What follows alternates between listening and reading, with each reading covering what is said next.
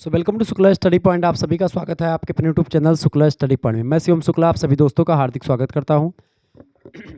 आज के वीडियो के माध्यम से हम लोग चर्चा करेंगे गुलाम वंश के एक प्रमुख शासक के बारे में। सबसे प्रमुख बेसिकली यही रहा गुलाम वंश का, क्योंकि गुलाम वंश का संस्थापक कुतुबुद्दीन ऐबक के बारे में हमने देखा। गुलाम वंश का जो वास्तविक संस्थापक था इल्तुतमिश, उसके बारे में हमने देखा। और इसके बाद में गुलाम वंश का एक सबसे प्रमुख शासक जो आता है उसका नाम है Balban.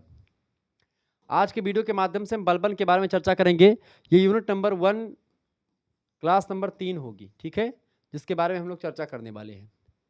History of medieval India 1206 से 1757 ईस्वी तक आप पढ़ रहे हैं, बीए सेकंड सेमेस्टर, मध्यकालीन इतिहास, ठीक है। तो चैप्टर 1 चैप्टर 2 हो चुका है। चैप्टर 3 के बारे में आज की वीडियो के माध्यम से हम चर्चा करेंगे। तो इल्तुतमिश को लेकर के मैंने तमाम प्रकार की चीज़ें, उसकी समस्याएं, उसने क्या क्या किया, उसको क्यों कहा जाता है, उसके बारे में सारी चीज़ें मैंने आपको बताई। क्यों उसको दिल्ली सल्तनत का वास्तविक संस्थापक या गुलाम वंश का वास्तविक संस्थापक माना जाता है, इसके बारे में भी मैंने कई तर्क दिए थे। लेकिन आज की जो क्लास है इसमें हम लोग चर्चा करेंगे इसके बारे में। आज की जो क्लास है उसमें हम बलबन के बारे में चर्चा करें। बलबन कौन था, दिल्ली सल्तनत के संगठन में उसका क्या योगदान है, इसको समझेंगे। सुल्तान बलबन के कार्य और उपाधियों के बारे में चर्चा करेंगे, जो कि पहला शासक है जिसने सुल्तान की उपाधि धारण करी थी, बलबन ने, ठीक है। इससे पहले लोग काजी या उसको, बलबन से पहले किसी को सरदार कोई मतलब कि कोई सभी लोगों ने मिलकर के या सुल्तान नहीं स्वीकार करते थे लोग, ठीक है, भले कितने भी पराक्रमी क्यों ना रहे हों। बलबन की उपलब्धियों के बारे में हम देखेंगे। दिल्ली सल्तनत के सुदृढ़ मतलब कि इसको सुदृढ़ करने के लिए दिल्ली सल्तनत को बलबन ने क्या क्या किया है, इन तमाम प्रकार के चिन्हों मतलब कि प्रश्नों पर चर्चा करने वाला हूँ। तो ये आपका चैप्टर नंबर 3 है जिसमें हम लोग चीज़ों को जानेंगे। बलबन की अगर बात की जाए बेटा, तो बलबन को गुलाम वंश का सबसे महान शासक कहा जाए तो कोई अतिशयोक्ति नहीं होगी, क्योंकि सबसे इंपॉर्टेंट ये है, गुलाम वंश में सबसे प्रमुख शासक या महान शासक है। इल्तुतमिश की भांति वह भी इलबारी तुर्क ही था। उसका पिता 10,000 परिवारों का खान था, यानी 10,000 परिवारों का मालिक था, ठीक है। जब बलबन किशोर अवस्था में था तो उसे मंगोल पकड़ ले गए थे, यानी मंगोल जो शासक थे वो पकड़ ले गए थे। बसरा के ख्वाजा जमालुद्दीन के हाथ उसको बेच दिया गया था। किसको? बलबन को। ख्वाजा बलबन को लेकर के दिल्ली आया, जहां उसे सुल्तान इल्तुतमिश ने खरीद लिया। यानी इल्तुतमिश ने किसको खरीदा था? बलबन को खरीदा और अपने पास रख लिया। उसकी योग्यता को देख करके इल्तुतमिश उसे 40 गुलामों के दल का सदस्य बना लिया। 40 गुलाम का यानी दल 40 है, इसको कहते हैं तुर्कान चहलगानी। 40 ऐसे तुर्कों का संगठन स्थापित किया था या संगठन बनाया था किसने? इल्तुतमिश ने, जो कि तुर्क सरदार थे, इलबारी तुर्क हुआ करते थे, जो कि योग्यता अपने अपने क्षेत्र में प्रवीणता को ग्रहण किए होते थे, यानी विद्वान थे, लड़ाई झगड़े में महत्वपूर्ण थे, नीति कूटनीति राजनीति सब कुछ जानते थे। ऐसे तुर्कों को संगठन किया जो कि शारीरिक दृष्टि से हष्टपुष्ट भी थे। तो उन 40 में से जो ये था बलबन, इसको भी एक गुलामों का एक दल का सदस्य जो है, या 40 में से एक व्यक्ति ये भी था।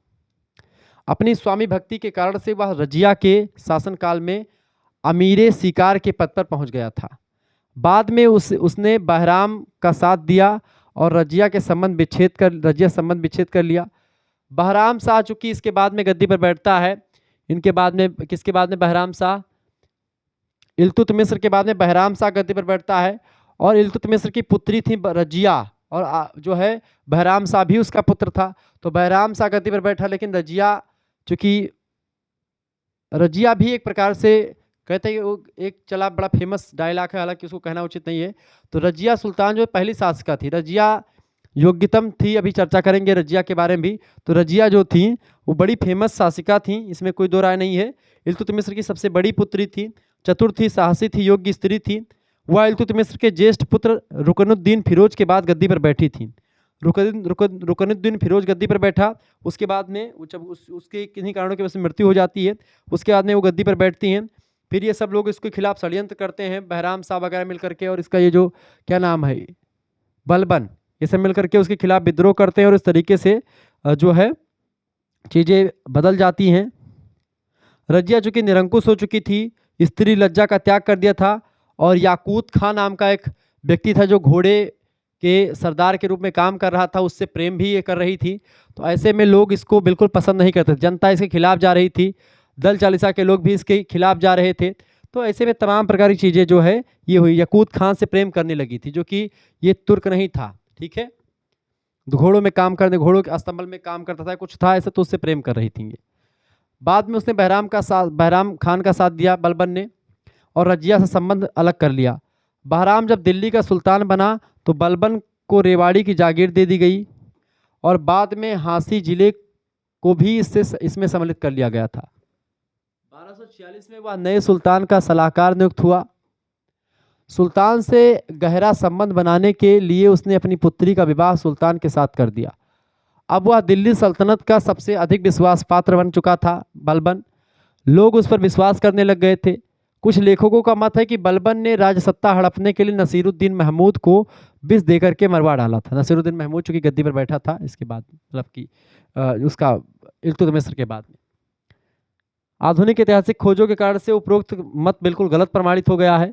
कहा जाता है कि उसके नवयुवक पुत्र ने राज्य की आकांक्षा के कारण से विष देकर के उसे मरवा डाला था। इसमें बलबन का हाथ नहीं था। 1265 ईस्वी में नसीरुद्दीन महमूद की मृत्यु के बाद बलबन, जिसका सत्ता पर पहले से ही अधिकार था, गियासुद्दीन बलबन के नाम से गद्दी पर बैठता है, और यही बलबन इतिहास का गुलाम वंश का सर्वश्रेष्ठ सम्राट माना जाता है। ठीक है, तो बलबन इस तरीके से गद्दी पर बैठा। कई वर्षों तक उनके आपस में ही संघर्ष होते रहे, आपस में तमाम प्रकार की चीज़ें होती थी, तो उसके बाद में गद्दी पर बैठता है। और रजिया सुल्तान भी इसमें सबसे इंपॉर्टेंट भूमिका रहती है। रजिया सुल्तान के बारे में हम चर्चा करेंगे। ठीक है, रजिया सुल्तान भी इसमें आती हैं थोड़े समय के लिए। ठीक है, तो रजिया भी एक प्रकार से प्रमुख शासिका रही हैं। क्लियर, ये बात आप ध्यान रखेंगे।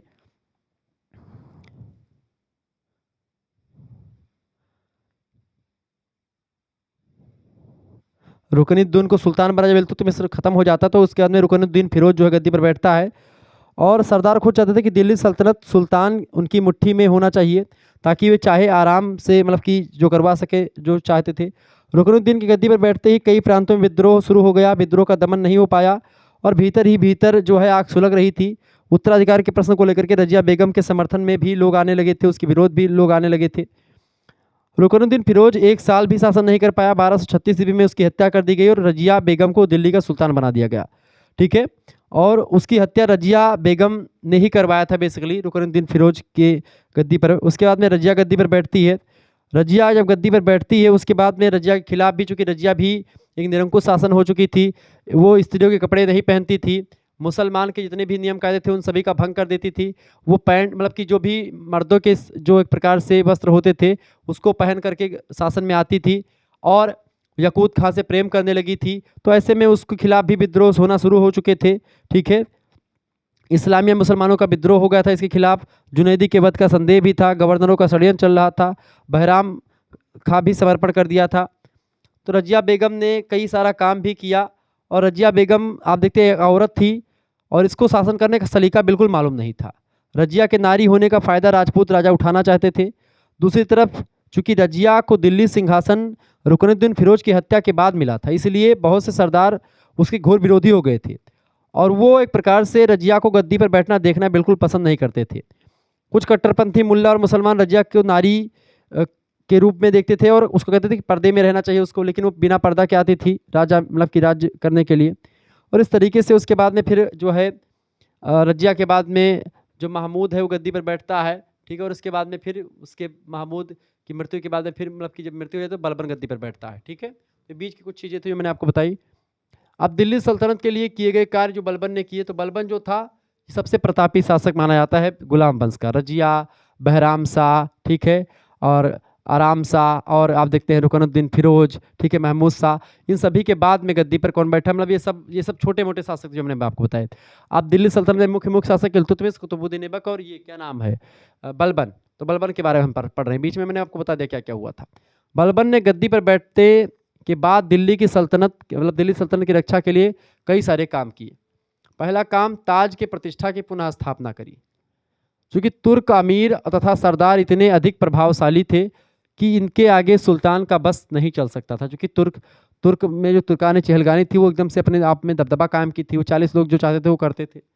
इतिहासकार बर्नी, जो मतलब कि जो बर्नी नाम का इतिहासकार है, वो कहता है कि नसीरुद्दीन के अंतिम दिनों में सुल्तान की प्रतिष्ठा घटकर समाप्त जैसी रह गई।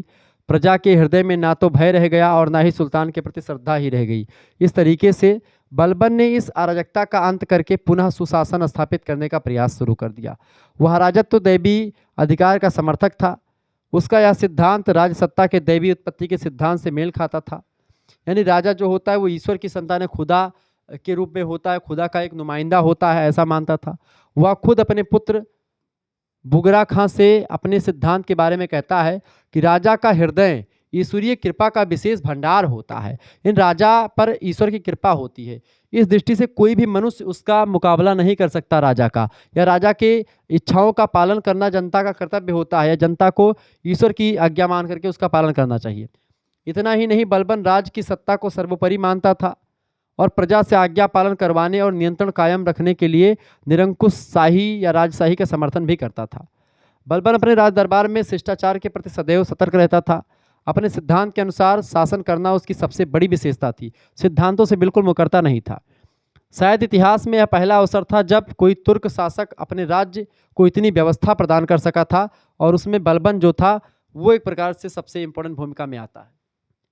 दूसरी बात, 40 के मंडल का नाश, यानी दल चालीसा जो था या तुर्कान चहलगानी जिसका स्थापना इल्तुतमिश ने करी थी, उसको समाप्त किया इसने। किसने?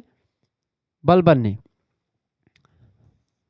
देखिए, तुर्की अमीर सुल्तान की निरंकुशता के मार्ग की सबसे बड़ी बाधा थे, क्योंकि सुल्तान अगर कोई काम करना चाहते थे तो उस पर अंकुश लगाने के लिए यही लोग थे, यानी जो दल चालीसा के लोग थे, जो तुर्क सरदार थे, यही लोग। ठीक है।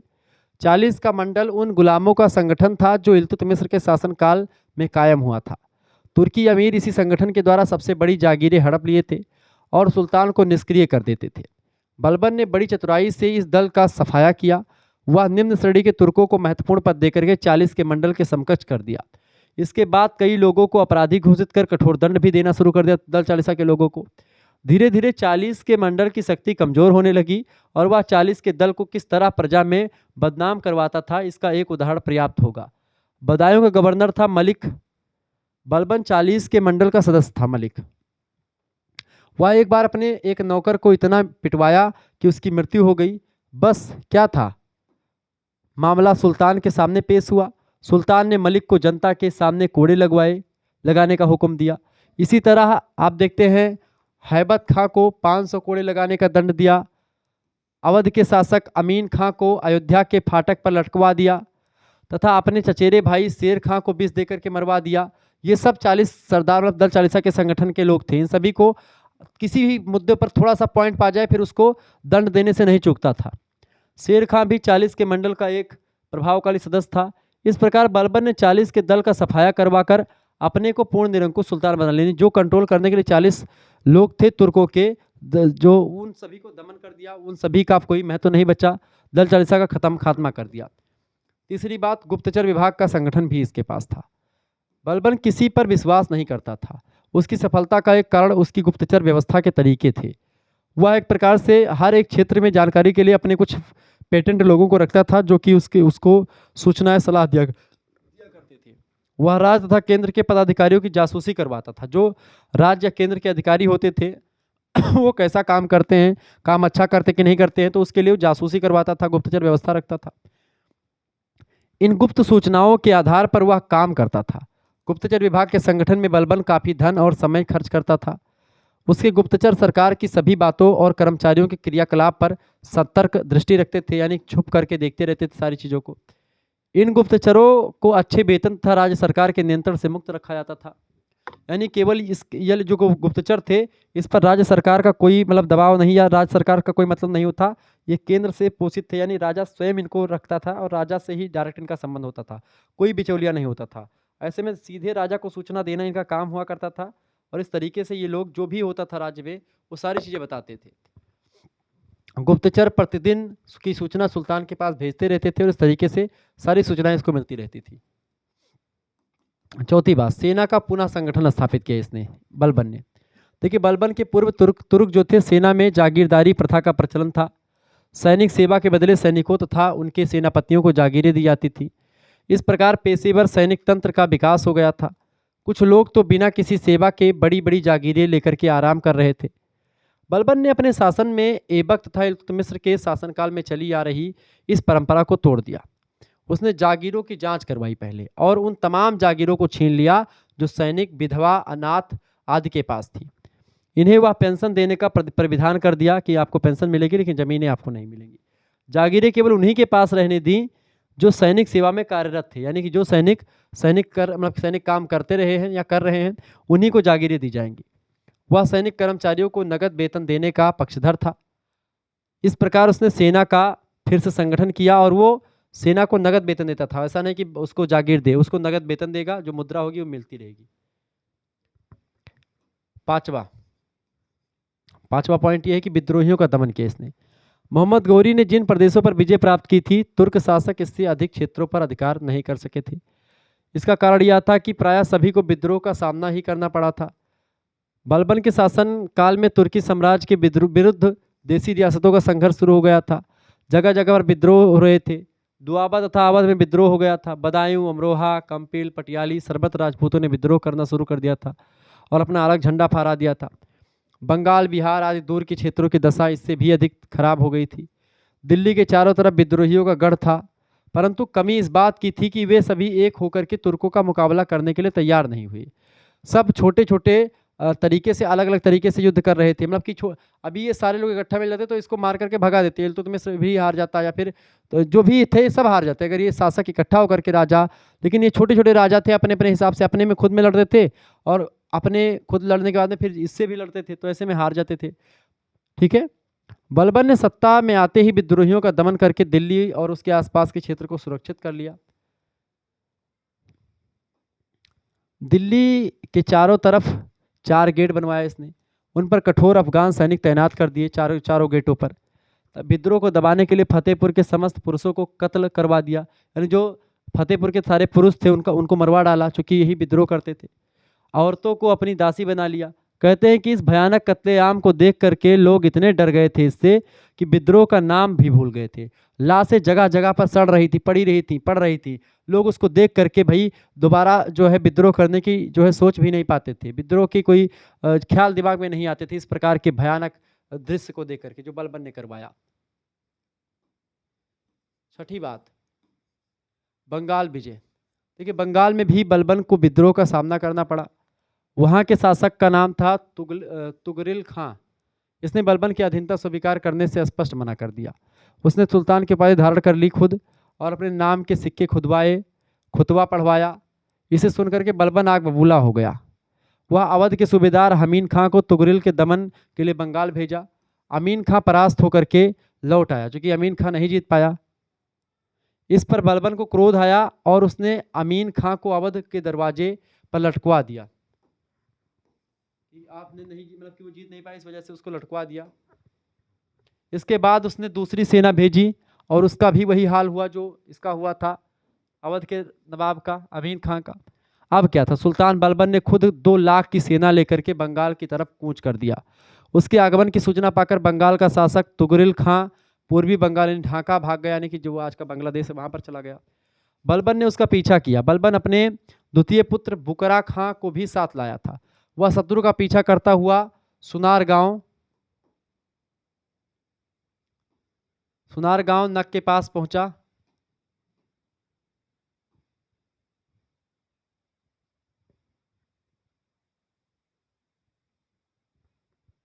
तुगरिल खां को पकड़ करके उसका वध भी कर दिया इसने, और उसके बाद मंगोल आक्रमण भी हो रहा था। तो यानी तुगरिल खां का जो विद्रोह बंगाल में हो रहा था उसको भी समाप्त किया इसने, बलबन ने। इसके अलावा मंगोल आक्रमण का भी भय इस बलबन के समय में लगातार सता रहा था। इधर बलबन पूर्वी भारत में दमन करके दिल्ली लौटा ही था कि पश्चिमोत्तर सीमा पर मंगोलों ने आक्रमण करके लाहौर को हथिया लिया था। अब केवल सिंध और मुल्तान दिल्ली के अधीन रह गया था। बलबन ने अपने भाई शेर खां को उत्तर पश्चिम सीमा की रक्षा का भार सौंपा। शेर खां से मंगोल भी घबराते थे। शेर खां की मृत्यु के बाद वह सीमा राज्य का विभाजन करके अपने दोनों लड़कों को सौंप दिया। बलबन की अवस्था भी 80 साल से ऊपर हो चुकी थी। अब उसका बड़ा लड़का मोहम्मद बहुत योग्य था। मंगोलों ने आक्रमण करके उसका वध कर दिया। अब बलबन का दिल टूट चुका था, वह मंगोलों को परास्त करने में भी असमर्थ था। ऐसी दशा में एक दिन सन 1287 ईस्वी में उसकी मृत्यु हो जाती है। और इस तरीके से ये वंश जो है आप देखते हैं इसके बाद में बलबन के बाद में लगभग समाप्त सा हो जाता है। उसके अंदर छोटे मोटे राजा अपने आते रहेंगे, उनका उतना इंपॉर्टेंस रहा नहीं है, ना उनके बारे में आपको विस्तार से जानना है। तो उसके बाद 1287 में हो जाता है। फिर उसके बाद 1290 में आप देखते हैं खिलजी वंश की स्थापना हो जाती है। और उसके बाद में 1230 तक आप देखते हैं, 1220 तक, 1920, मतलब क्या नाम है, 1320 तक खिलजी वंश रहता है, लगभग 30 सालों तक। ठीक है। उसमें आप देखते हैं सबसे इंपॉर्टेंट राजा जो रहे हैं वो रहे हैं कौन, उनका नाम है अलाउद्दीन खिलजी। ठीक है, तो उसके बारे में हम डायरेक्ट चर्चा करेंगे अब अगली क्लास में। बलबन के राजत्व सिद्धांत को संक्षेप में बताएं। देखिए बलबन का जो राजत्व सिद्धांत समझ लेते हैं। बलबन का राजत्व सिद्धांत उसकी शासन व्यवस्था के मूल में सदैव वर्तमान रहा है। वह इसी आधार पर राजनीतिक चिंतन के रूप में सामने आता है। उसका यह विचार दैवीय सिद्धांत के समान है, यानी कि राज्य का जो दैवीय उत्पत्ति का सिद्धांत है उससे मेल खाता है। बलबन ने अपने पुत्रों तक को आदेश दिया था कि राजपद दैवीय है, इसके ऊपर कुछ नहीं है। राज आदेश भी दैवीय आदेश होता है, यानी भगवान का आदेश होता है। उसके विचारों में दो तत्व सबसे महत्वपूर्ण है। इसमें पहला, राजा दैवीय अधिकारों से युक्त होता है, यानी राजा को भगवान के अधिकार मिले हुए होते हैं, या राजा जो करता है वो भगवान के इशारों पर करता है। दूसरा, राजा निरंकुश और स्वेच्छाचारी होता है, राजा को जो इच्छा होती है वो कर सकता है। ये बात वो मानता था। तो ये उसका राजत्व सिद्धांत है। ठीक है, पहली बात दैवी अधिकार। देखिए बलबन यह मान करके चलता था कि राजा में दैवी अंश मौजूद होता है। वह पृथ्वी पर ईश्वर के प्रतिनिधि के रूप में शासन करता है राजा। अतः ईश्वर के राज्य को अव्यवस्था से बचाना राजा का परम कर्तव्य होगा, क्योंकि राजा ईश्वर का एक अंश है ऐसा मानता था ये। इसलिए बलबन कर्तव्य पारायणता पर बहुत अधिक जोर देता था। राजपद अत्यंत पवित्र होता है ऐसा मानता था।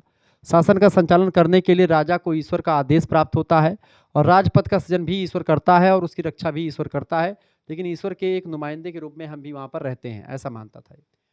दूसरी बात, निरंकुशता और स्वेच्छाचारिता इसमें विद्यमान थी। बलबन निरंकुश राजतंत्र का समर्थक था। उस पर किसी प्रकार का कोई अंकुश नहीं हो ऐसा राजा बनना चाहता था। सम्राट के ऊपर किसी का अंकुश नहीं हो सकता। वह पूर्ण स्वेच्छाचारी होता है। वह प्रजा वर्ग की उन्नति और कल्याण के लिए काम करता है। राजा निरंकुश और स्वेच्छाचारी होगा तभी वो जनता का कल्याण कर पाएगा ऐसा मानता था। खुद वह निरंकुश और स्वेच्छाचारी शासक था बलबन। बलबन निरंकुशता को सफल राज्य संचालन का मूल मंत्र मानता था कि राजा का या राज्य का संचालन तभी संपन्न होगा जब वह निरंकुश होगा, उस पर किसी प्रकार कोई रोक टोक नहीं होगी। वह अपने उत्तराधिकारियों को भी स्वच्छाचारिता की शिक्षा दिया करता था, यानी अपने बच्चों को, कि राजा जो होता है वो कैसा होता है उसके बारे में पूरा जानकारी देता था। तीसरी बात, राजपद की गरिमा। बलबन राजपद के गौरव की रक्षा राजा का प्रधान कर्तव्य होता है ऐसा मानता था। जो राजा राजपद के गौरव की रक्षा नहीं कर सकता उसे शासन करने का कोई अधिकार नहीं है। राजपद ईश्वरीय है, अतः राजपद के गौरव की रक्षा करना ईश्वरीय गौरव की रक्षा करने के बराबर है। बलबन अपने शासनकाल में राजपद के गौरव की रक्षा के लिए कठोर नियंत्रण का और दंड विधान का व्यवस्था रखता था। एक स्वेच्छाचारी सम्राट ही राजपद को गौरव प्रदान कर सकता है ऐसा मानता था, और उसकी मर्यादा बनाए रख सकता है एक राजा जो कि स्वेच्छाचारी हो, अपनी इच्छा से काम करता हो। कहा जाता है कि उसके दरबार में मद्यपान करना, हंसना दोनों मना था, यानी कि आप उसके दरबार में हंस भी नहीं सकते थे ना तो दारू पी सकते थे। वह ना तो खुद हंसी मजाक करता था बलबन, और ना ही अपने दरबारियों को इजाज़त देता था कि आप हंसी मजाक करो। सीरियसली सारी बातें होती थी। राज दरबार का वातावरण शांत और गंभीर रखा जाना चाहिए ऐसा मानता था। बलबन का ऐसा विचार था कि इस बारे में लेखक बर्नी लिखता है इसके बारे में कि बलबन ने ना तो कभी किसी के साथ मजाक किया और ना ही किसी को अपने साथ मजाक करने दिया। वह ना तो स्वयं कभी हंसा और ना ही उसने दरबार में किसी को हंसने की आज्ञा प्रदान करी थी, और जो हंसता था उसके लिए दंड की व्यवस्था भी रखता था। इस प्रकार से बड़ा ही वो था। ठीक है, एक चीज़ यहाँ पर और आप ध्यान रखेंगे कि अगर आपको हमारे साथ जुड़ना है, आपको क्रैश कोर्स में जुड़ना है, आपको सभी सब्जेक्ट की पीडीएफ प्राप्त करनी है, लेक्चर्स लेने हैं, 9161936062 पर आपको SMS करना है। ये व्हाट्सअप नंबर है मेरा। आपको अपना नाम, अपनी यूनिवर्सिटी का नाम और अपने सब्जेक्ट के नेम लिख करके आपको भेज देने हैं। ठीक है, जैसे आप ये सब करके भेजेंगे आपके पास एक स्कैनर भेजा जाएगा। उसी स्कैनर पर आपको मात्र 100 रुपीज़ पेमेंट कर देने होंगे। जैसे फीस आप देंगे तुरंत आपको ग्रुप से जोड़ दिया जाएगा, और वहाँ पर आपको लाइव क्लास मिलेगी, वीडियो लेक्चर्स मिलेंगे, मतलब सब कुछ मिलेगा। 3 सब्जेक्ट PDF नोट्स मिलेंगे, मॉडल पेपर मिलेंगे, ऑब्जेक्टिव के भी, लिखित के भी। और यहाँ पर सबसे इंपॉर्टेंट बात है कि 3 मेजर सब्जेक्ट की तैयारी भी आपकी हो जाएगी, मेजर। ठीक है, एक माइनर जो होता है उसकी भी आपको मिल जाएगी, तो माइनर की तैयारी भी आपकी हो जाएगी। और एक को करिकुलर में जो फर्स्ट एड एंड हेल्थ है उसकी भी तैयारी, यानी कि ये 5 सब्जेक्ट की तैयारी मात्र 100 रुपये फीस में आपकी होगी। जिनको भी जुड़ना है वो जुड़ सकते हैं।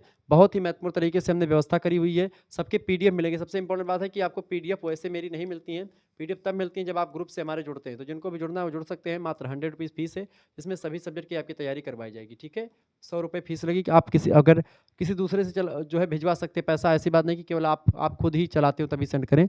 आप ऑनलाइन पेमेंट नहीं यूज करते हो तो आप किसी दूसरे से भी पेमेंट करवा सकते हो। ठीक है, तो कोई दिक्कत की बात नहीं है, आसानी से आप जुड़ सकते हैं हमारे ग्रुप से। तो व्हाट्सएप पर आपको कई सुविधाएं मिलेंगी, पीडीएफ नोट्स वगैरह मिलेंगे, तो वहाँ पर आप जुड़ जाएं हमारे साथ। ठीक है, चलें। बाकी यूट्यूब पर तो क्लासेस होती रहती है हमारी, तो यूट्यूब पर आप देखते रहिए।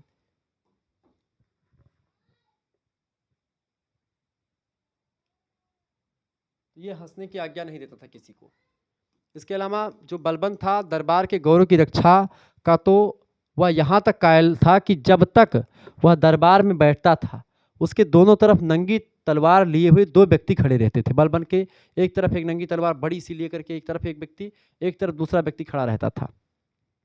प्रत्येक व्यक्ति को दरबार में आने पर सम्राट के कदम चूमना पड़ता था। यानी जब भी कोई व्यक्ति आता तो सरदार के कदम चूमता था पहले, यानी इसको आप सिजदा पाबोस कह सकते हैं। दरबारी एक खास प्रकार की पोशाक पहन करके दरबार में उपस्थित थे। यानी कि प्रत्येक व्यक्ति को सबसे पहली बार दरबार आने से पहले जो सम्राट यानी बलबन था उसका पैर चूमना पड़ता था। उसके बाद में एक खास पोशाक में ही वो व्यक्ति दरबार यानी एक उसमें आ सकते थे। कोई मतलब ड्रेस होती थी, उस ड्रेस में ही आते थे, उससे अलावा कुछ और ड्रेस नहीं पहनते थे। इस प्रकार हम देखते हैं कि बलबन का एक राजनीतिक दर्शन था जिसके आधार पर वह शासन करता रहा। कठोर नियंत्रण की अपनी नीति पर चल करके ही यह इतने विशाल साम्राज्य की रक्षा कर सका। उसके जीवन काल में तुर्की साम्राज्य अचल रहा। कठोर नियंत्रण भी राज्य के लिए सर्वदा उपयुक्त नहीं होता है। उसके अयोग्य उत्तराधिकारी उसकी राजनीतिक विरासत की रक्षा कर सकने में समर्थ नहीं थे।